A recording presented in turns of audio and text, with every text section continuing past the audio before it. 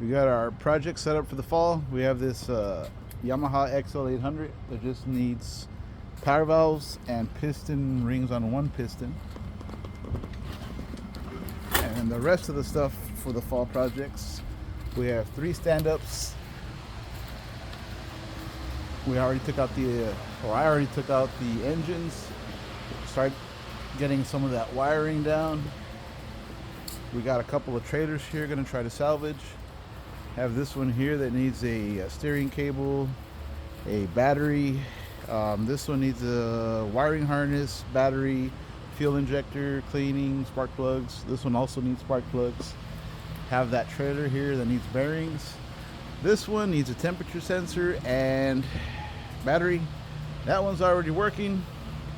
So have a lot of stuff to do. Can I get it done in the next couple months, I guess?